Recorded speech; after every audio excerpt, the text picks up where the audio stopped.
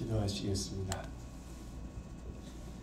하나님 아버지 감사합니다. 오늘도 변함없이 저희를 기도의 자리, 말씀의 자리, 하나님께 예배드리는 자리로 불러주시고 하나님 깊이 바라보며 의지하며 하나님의 뜻을 구할 수 있도록 허락하여 주시니 참으로 감사드립니다.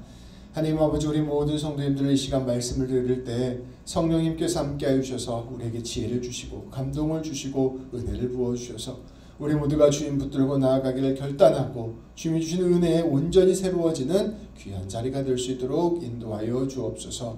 우리 주님 예수님의 이름으로 기도합니다. 아멘. 성도 여러분, 우리의 인생에서 우리를 힘들게 하는 것, 우리를 괴롭게 하는 것, 그런 문제들을 한번 생각해 본다면 어떠한 문제들이 우리를 가장 힘들게 하고 괴롭게 할까요? 저는 우리가 삶을 살아가는 데 있어서 우리를 가장 힘들게 하는 문제를 한 3가지 정도로 추려 볼 수 있다고 생각합니다. 첫 번째로 우리를 가장 힘들게 하는 문제는 건강의 문제입니다. 우리가 몸이 아프고 힘들면은 삶에서 그것만큼 힘들고 어려운 일이 없어요. 또 지병이 있게 되고 또 그것 때문에 계속해서 아픈 삶이 계속되면 그것 때문에 우리의 삶의 질은 현격하게 떨어집니다. 아픈 것이 우리에게 큰 문제죠. 그리고 우리 가족 중에 누군가가 아파도 함께하는 가족들도 함께 어려워하는 것이 현실입니다. 이 건강의 문제가 인생의 큰 문제 중에 하나라고 한다면, 두 번째로는 재정의 문제가 인생의 큰 문제 중에 하나라고 볼 수 있습니다. 이 세상 살아가는데 돈 없이 되는 게 하나도 없습니다. 먹는 것, 입는 것, 자는 것 다 돈이 필요합니다. 자녀를 키우는데도 돈이 필요하고요. 부모를 공양하는데도 돈이 필요합니다. 그러니까 돈이 부족하게 되면 그것만큼 우리의 삶을 힘들게 하는 게 없어요. 이 돈의 문제가 우리 인생의 두 번째 큰 문제이죠. 또 세 번째, 돈과 건강만큼 우리를 힘들게 하는 문제가 하나 더 있습니다. 세 번째는 인간관계의 문제입니다. 사람 사이의 관계 문제가 힘들어지고 어려워지면 그것만큼 또 우리를 힘들게 하는 게 없습니다. 특별히 가까이 있는 가족과 관계가 틀어지면 그것 때문에 인생이 참 어렵고 고통스럽게 되는 것이죠. 또 내가 함께 일하는 사람, 또 내가 만나는 친구들, 또 내 상사, 내 후배, 이 모든 사람들과의 관계가 틀어졌을 때 그것 때문에 우리의 삶은 참 힘들고 어려운 삶을 겪게 됩니다. 건강, 돈, 인간관계, 이 3가지가 우리의 인생의 발목을 잡는 문제들이라고 볼 수 있죠. 성도 여러분들은 인생을 살아가면서 이런 문제들 가운데 발목이 잡히고 힘들었던 적은 없으십니까? 이런 문제들 때문에 어려운 삶을 겪고 있었던 적은 없으십니까? 이 3가지 중에 한 가지만 있어도 삶이 참 힘든데요. 이게 2가지가 되고 3가지가 되면 인생이 정말로 힘들고 어려운 삶이 펼쳐지게 됩니다. 그런데 오늘 말씀에 나오는 주인공, 혈류병 거인 여인, 혈류병에 걸린 여인이라고 나오는 이 여인의 모습은 이 3가지 문제가 함께 있었던 여인이었습니다. 이 사람이 하나만 있어도 힘들었던 이 문제가 3가지 모두가 갖고 있었던 그 문제를 3가지 모두 갖고 있었던 여인이 바로 혈류병 걸린 여인의 모습이었던 것이죠. 오늘 말씀 25절, 26절을 함께 살펴보겠습니다. 함께 봉독하도록 하겠습니다. 12해를 혈루증으로 앓아온 한 여자가 있어 많은 의사에게 많은 괴로움을 받았고 가진 것도 다 허비하였으되 아무 효험이 없고 도리어 중하여졌던 자에. 아멘. 오늘 말씀에는 한 여인이 등장합니다. 그런데 12년 동안 혈루병을 앓아온 여인이었습니다. 이 혈루병이 뭐냐면요, 자궁에 문제가 생긴 거예요. 그래서 계속해서 하혈하는, 피를 흘리는 병이 바로 혈루증이었습니다. 당연히 12년 동안 이 병을 앓아왔으니 얼마나 고통스럽고 아프겠어요. 우리 여성분들 생리통만 좀 심해도 엄청 고통스럽잖아요. 그런데 이 목 자궁에 문제가 생겨서 12년 동안 고통을 받아왔습니다. 그 피를 계속해서 흘리는 병이다 보니 당연히 빈혈도 있었을 테고 실신하는 순간들도 있었을 것입니다. 이게 매일매일 불안불안한 삶, 고통스러운 삶을 12년 동안 살아온 것입니다. 그런데 이 혈류병은 단지 몸의 문제만이 아니었습니다. 이거는 사실은 몸의 문제를 넘어서서 사회적으로 아주 심각한 질병이었습니다. 당시 사람들은 피에 생명이 있다고 믿었어요. 그런데 피를 계속해서 흘린다는 것은 생명을 계속해서 쏟아낸다는 것을 의미하는 것이었습니다.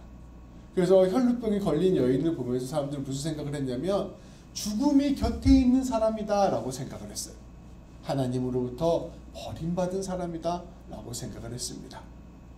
심지어 레위기 15장 말씀에 보면 이 혈루병 걸린 여인을, 혈루병에 걸린 사람을 부정한 사람이라고 칭하였습니다. 어떤 사람이 혈루병에 걸렸다고 쳐보세요. 그러면 그 사람을 만지면 내가 부정한 사람이 됩니다. 어떻게 해야 되냐면 제가 집에 가서 샤워를 하고 옷까지 다 빨아야 돼요. 왜냐하면 부정하고 더러운 사람을 만졌기 때문입니다. 근데 더 심각한 것은 그 여인이 어떤 의자에 앉았다고 합시다. 그럼 그 의자도 더러워집니다. 누군가가 또 그 의자에 앉으면 그 사람도 샤워를 하고 옷을 빨아야 돼요. 그 여인이 침대 위에 누웠다고 합시다. 그러면 그 침대도 더러워진 침대가 됩니다. 누군가가 그 침대에 앉아있거나 닿기만 해도 그 사람이 더러워져서 몸을 씻고 샤워를 해야 됩니다. 더 충격적인 게 있습니다. 침대가 있고 그 여자가 왔다 앉아서 떠났어요. 근데 이 침대에 어떤 물건이 하나 놓이게 된 거예요. 그럼 지나가다가 이 침대 아니고 이 물건만 만져도 더러운 사람이 됩니다. 그 사람도 몸을 씻고 샤워를 했어야 됩니다. 그러니까 한마디로 그 여자가 있는 모든 곳이 다 더러워지는 거예요. 그 여자가 있었던 곳에 있었던 물건도 다 더러워지는 것입니다. 그럼 사람들이 이 사람을 만날까요? 안 만날까요? 당연히 안 만나죠. 이 사람을 결혼도 할 수 없습니다. 결혼을 하게 되면 그 배우자도 더러워집니다. 그럼 그 배우자를 만난 사람도 더러워져요. 그러니까 이 여자는 철저히 사회적으로 고립돼서 아무도 만나지 못하고 외톨이로 12년 동안 살아온 것입니다. 당연히 성전에도 가지 못합니다. 성전에서 예배를 드리지 못해요. 신앙생활조차 할 수 없는 사람입니다. 누구나 이 사람을 보면 피해서 도망가는 사람이 이 혈루병 걸린 여인의 현실이었던 것입니다. 그러니 얼마나 삶이 힘들겠어요. 몸도 힘들 뿐만 아니라 사회적으로도 철저히 고립된 사람, 모든 관계가 끊어져 있는 사람, 하나님과의 관계도 끊어져 있는 사람이 바로 이 여인이었습니다. 그러니 이 여인이 얼마나 이 병을 고치고 싶어 하겠습니까? 그래서 부끄러움을 무릅쓰고 의사란 의사는 다 찾아다녔습니다. 어떻게 해서든지 이 병을 고쳐주시기만 한다면 내가 살해는 충분히 하겠습니다 하는 마음으로 의사들을 막 찾아다녔어요. 근데 의사를 만날 때마다 많은 돈을 치러야 되잖아요. 근데 의사를 만나도 이 병을 고쳐주지를 못하는 겁니다. 만날 때마다 돈을 쓰니 결국 어떻게 되었냐면요. 오늘 26절에 보면 모든 돈을 다 썼다라고 이야기하고 있습니다. 그러니까 돈이 한 푼도 남지 않은 빈털터리가 된 거예요. 몸도 아프죠. 가까이 있는 사람도 아무도 없죠. 돈까지 모두 잃어버린 완전한 절망적인 상태가 바로 이 여인이었습니다. 성도 여러분, 이렇게 사람이 고통이 막 심해지고 문제가 막 많아지면 어떻게 되냐면요. 이 사람이 할 말을 잃게 됩니다. 사실상 살아있어도 죽은 상태가 되는 거예요. 죽은 사람의 특징은 말을 하지 못한다는 것입니다. 근데 우리가 사회적으로 죽어도, 문화적으로 죽어도, 신앙적으로 죽어도 말을 하지 못합니다. 깊은 침묵 속에 던져진 사람, 자기의 마음을 표현하지 못하고 자기의 생각을 표현하지 못하는 사람이 바로 이 여인의 상태였습니다. 그러던 어느 날이었습니다. 이 여인이 살고 있는 마을에 예수님이 왔다는 소식이 들렸어요. 근데 이 여인 입장에서는 예수님에게 고쳐달라는 말조차 할 수 없는 상태가 되었습니다. 이 여인이 내성적이어서 부끄러워서 예수님한테 말을 못한 게 아니고요. 완전히 사회적으로, 문화적으로, 종교적으로 죽은 상태였기 때문에 말을 못한 것이었습니다. 그래서 이 여인은 예수님을 찾아가기로 결심하는데요. 어떤 선택을 하냐면 돈도 안 들고 인간관계도 필요 없고 내 건강도 필요 없는 가장 쉬운 방법으로 예수님을 만나는 것을 선택을 합니다. 그래서 어떻게 하는지 오늘 말씀을 통하여 함께 보겠습니다. 27절, 28절 말씀을 우리 이번에 한 절씩 읽도록 하겠습니다. 제가 먼저 읽을게요. 예수의 소문을 듣고 무리 가운데 끼어 뒤로 와서 그의 손에 옷을 대니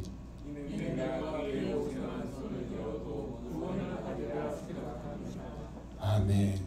이 여인이 어떻게 하냐면 예수님 앞에서 오시잖아요. 그럼 예수님 앞에 있지도 못합니다. 왜냐하면 괜히 봤다가 쫓겨날까봐, 혹시 누가 나 뭐라고 할까봐 아마 얼굴도 가렸겠죠. 그래서 예수님 뒤로 슬슬 가서 사람들이 엄청나게 많이 몰려 있었습니다. 그 사이에 서 지하철 끼는 것처럼 이렇게 슬슬 이렇게 비벼가면서 앞으로 다가가는 거예요. 예수님이 뒷모습이 있을 때 조용히 가서 예수님 옷을 만졌습니다.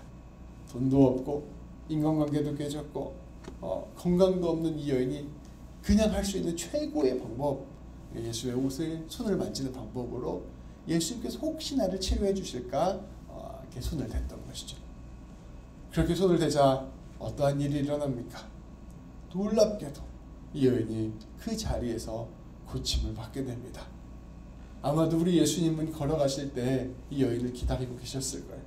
아마 그 동선을 짜실 때에도 우리 예수님께서는 여인이 올 것을 염두에 두시고 그 길을 걸어가셨을 것입니다. 그래서 등을 이렇게 대주셨겠죠. 등을 대주시면서 혹시 내 옷자락을 잡을 때까지 기다려주셨다가 되자마자 바로 이 여인을 고쳐주실 것입니다. 그런데 이제 고쳐주고 난 다음에 예수님께서 하신 일이 굉장히 흥미롭습니다. 우리 30절부터 34절까지 말씀인데요. 한 절씩 교독하도록 하겠습니다. 예수께서 그 능력이 자기에게서 나간 줄을 곧 스스로 아시고 무리 가운데서 돌이켜 말씀하시되 누가 내 옷에 손을 대었느냐 하시니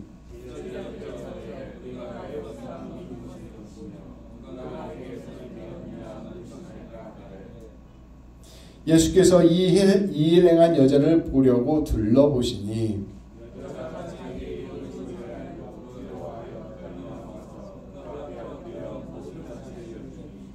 예수께서 이르시되 따라 내 믿음이 너를 구원하였으니 평안히 가라.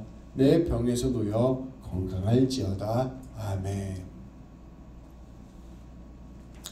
여자가 병을 딱 고쳐줬어요. 성도님들이 예수님이라면 어떻게 하시겠어요?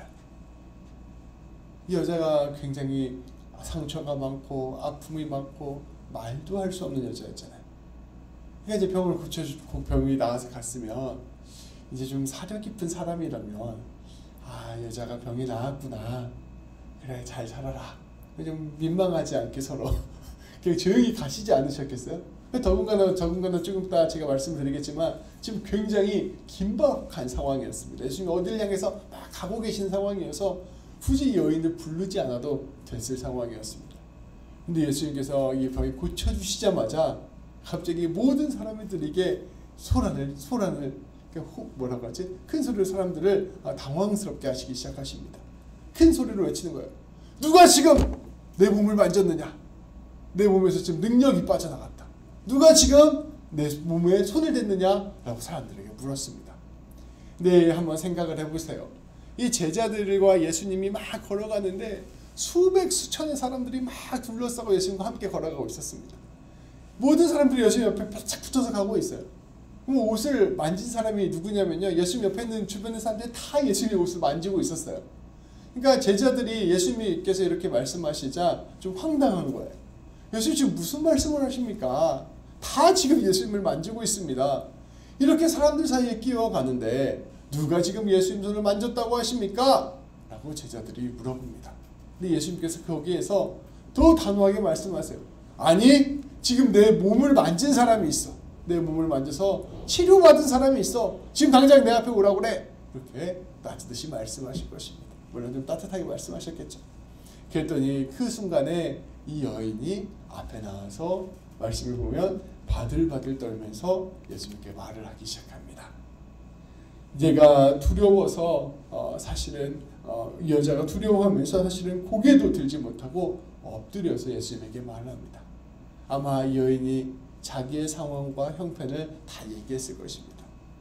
저는 12년 동안 혈루증에 앓았던 사람이었습니다. 저는 사실 사회적으로도 신앙적으로도 완전히 고립된 사람이었습니다. 저는 아무런 돈도 가진 사람이 아닙니다. 제가 할 수 있는 것은 아무것도 없어서 그저 예수님 옷을 혹시나 하는 마음으로 잡았을 뿐입니다. 라고 아마 예수님께 말씀을 드렸을 거예요. 우리 예수님께서는 왜 이 여인을 불러서 이런 얘기를 다 하게 만드셨을까요?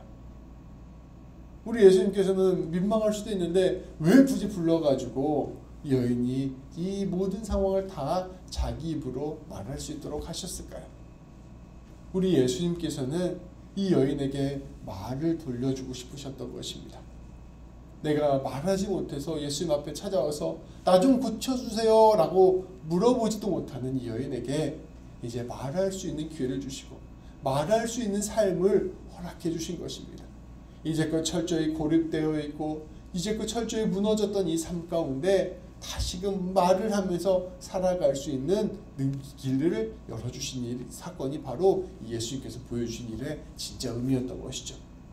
그런데 그때 우리 예수님께서 이렇게 응답하십니다. 34절입니다. 딸아, 내 믿음이 너를 구원하였으니 평안히 가라. 내 병에서 놓여 건강할지어다. 이제 말을 할 수 있게 된 이 여인에게 우리 예수님께서 모든 사람 앞에서 선포하십니다. 딸아, 그래서 딸은 아브라함의 딸을 의미합니다. 우리 하나님의 딸을 의미해요. 너는 이제 하나님의 백성이 되었다. 너는 이제 소외받고 외면받고 버림받은 여인이 아니라 떳떳한 이스라엘 백성의 공동체 중에 일원이 되었다라고 말씀하시는 거예요. 더 나아가서 네 믿음이 너를 구원하였다. 네가 병을 낫게 된 것, 그것은 바로 네 믿음 때문이야 라고 말씀하시는 것입니다. 모든 사람들 앞에서 선포하는 거예요. 이 여인의 믿음이 이 여인의 병을 고칠 만큼 큰 믿음이었다 라고 말씀해 주시는 것입니다. 이제껏 이 여인은 믿음이 없는 사람 취급을 받았습니다. 분명히 저 여자가 혈루병이 걸린 것은 하나님 앞에서 무언가 죄를 졌기 때문일 거야. 저 여인이 혈루병에 걸린 것은 하나님으로부터 저주를 받았기 때문일 거예요. 저 여인이 돈이 하나도 없이 가난해진 것은 하나님 앞에서 뭔가 실수한 게 있었기 때문일 거예요. 저 여인이 저렇게 고립되어 혼자 살아가는 것은 저 여인의 성격이 이상하기 때문일 거야. 사람들이 아마도 계속해서 조롱하고 비난하고 믿음 없는 사람 취급을 했을 거예요. 우리가 신앙 없는 사람, 우리가 무언가 약해진 사람, 무너진 사람을 보면서 그런 마음들을 품곤 하잖아요. 그런 마음으로 사람들이 비난을 하고 있을 때 예수님께서 모든 사람들 앞에서 이 사람을 일으켜 세워주신 것입니다. 아니야, 이 여인은 그 어떤 사람보다 큰 믿음을 가진 사람이야. 이 여인은 이 병을 고칠 만큼 놀라운 믿음을 가진 사람이야 선포하여 주신 것입니다. 아마 이제 이 여인은 집에 돌아가서 사람들의 소문 사이에서 인정받는 삶을 살게 될 거예요. 저 여인은 큰 믿음을 가진 사람이야. 저 여인은 믿음으로 병을 고침을 받은 사람이야. 저 여인은 대단한 사람이야 라는 칭송을 받게 될 것입니다. 예수님께서는 그것을 노리시고 이 여인의 모든 삶을 함께 세워주신 것입니다. 그러면서 말씀하십니다. 이제 평화롭게 살아라. 이제 병에서 놓여서 건강하게 살아라 말씀하여 주셨습니다. 아마도 이 여인이 예수님을 처음 찾아갔을 때, 예수님의 옷자락을 만졌을 때 마음속에 이런 마음이 있었을 거예요. 내가 예수님 몸 만지면 혹시나 내 병이 나을지도 몰라. 혹시나 12년 동안 나를 괴롭혔던 이 문제가 해결될지도 몰라. 그래서 부끄러운 마음을 무릅쓰고 아마 옷을 만졌을 것입니다. 그런데 우리 예수님께서는 그 작은 옷자락을 만지는 그 사건을 이용해서 모든 것들을 회복시켜 주셨습니다. 병을 고쳐주셨을 뿐만 아니라 사회적으로 고립되었던 삶을 회복시켜 주셨고, 심지어 사람들로부터 인정받지 못하고 교회로부터도 인정받지 못하고 신앙으로부터도 인정받지 못했던 그 모든 삶을 회복시켜 주셔서 하나님의 자녀된 삶으로 다시금 일으켜 세우시는 일을 하신 것입니다. 우리 예수님께서는 이 여인의 모든 삶을 완전하게 회복시켜 주시는 일을 이루어 주신 것이죠. 아주 작은 믿음을 우리 주님께 내어드렸는데 모든 것들을 회복시켜 주시는 주님의 역사가 이 여인에게 일어난 것입니다. 이것이 바로 오늘 이야기가 우리에게 전해주는 놀라운 은혜의 비밀입니다. 그런데 오늘 사건이 일어날 때 사실은 이 사건을 둘러싸고 또 다른 사건 하나가 있는 것을 알 수 있습니다. 우리 성도님들 마가복음 집에 가셔서 읽어보시면 나올 텐데요. 사실은 예수님께서 지금 어딘가를 막 향해 가고 계시는 중이셨어요.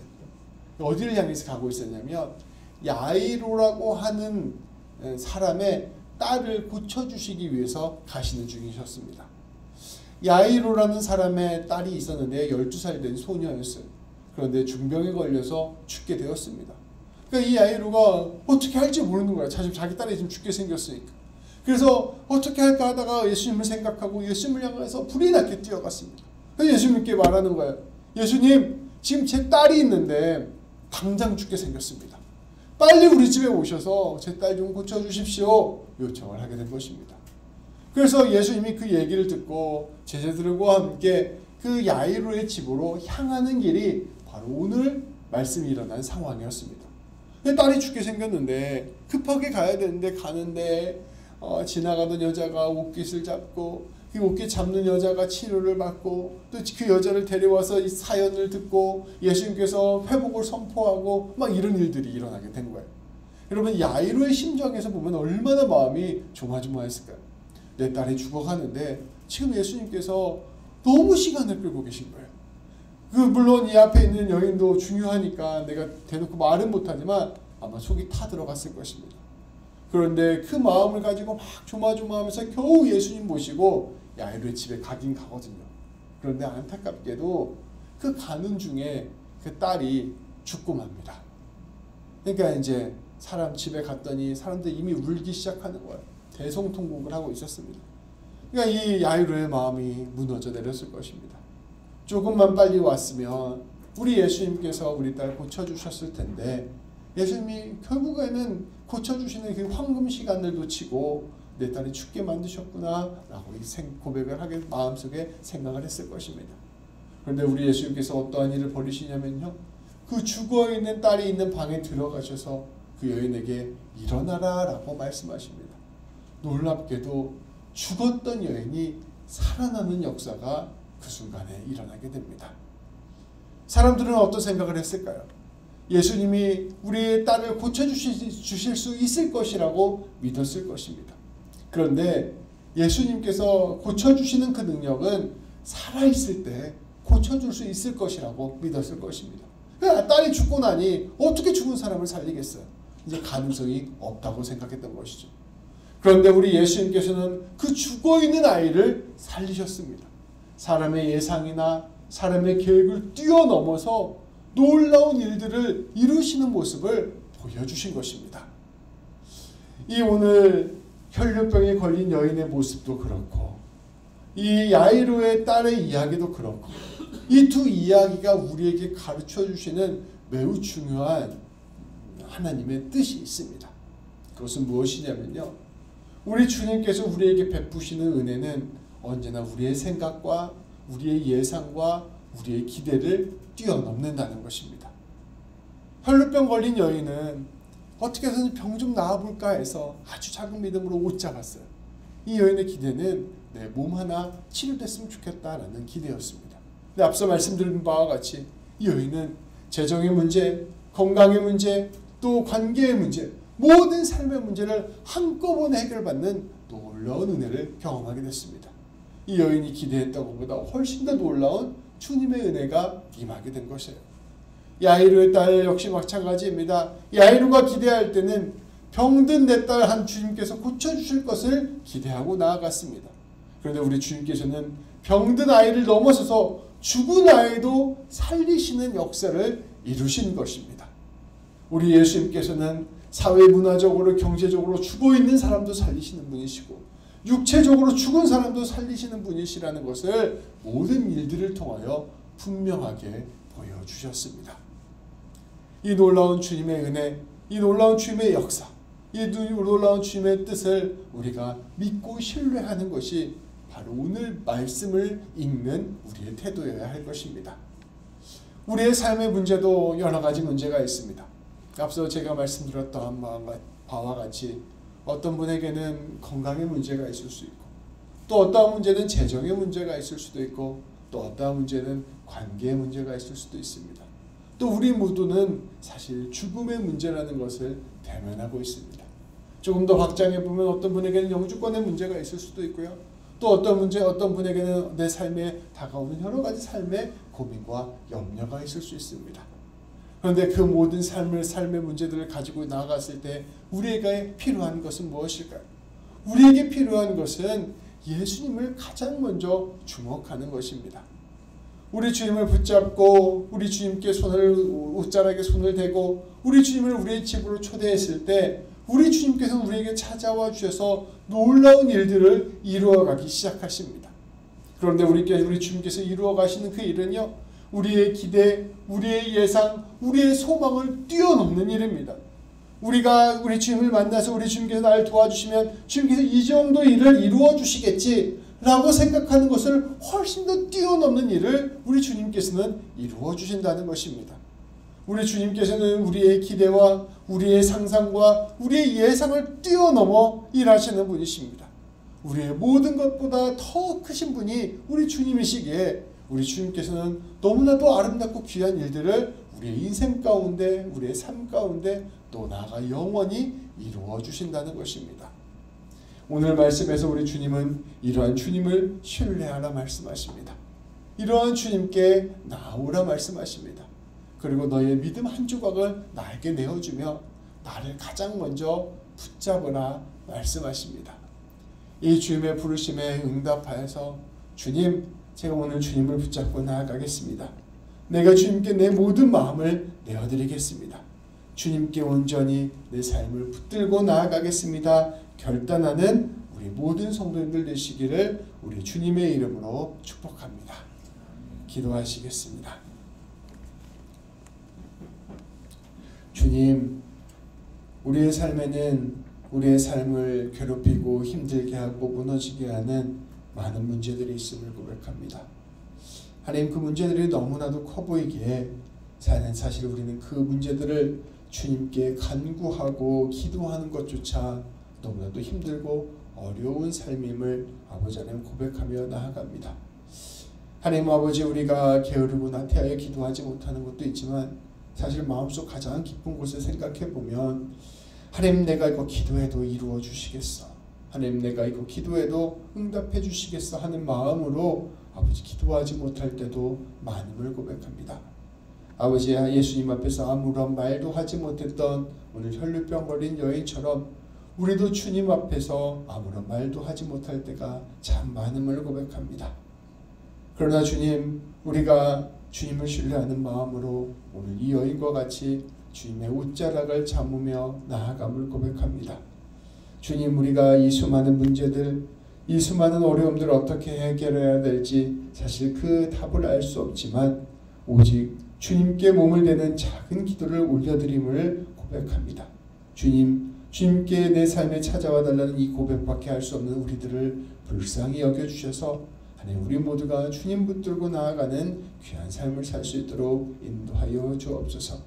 주님께서 우리에게 찾아와 주셔서 우리의 이름을 불러주시고 주님께서 우리에게 찾아와 주셔서 우리의 상황을 헤아려 주시며 주님께서 우리에게 찾아와 주셔서 아름다운 주님의 해방과 은혜를, 생명을 주시는 놀라운 역사를 우리가 날마다 누리는 우리 모두가 될 수 있도록 인도하여 주옵소서. 우리 주님 예수님의 이름으로 기도합니다. 아멘.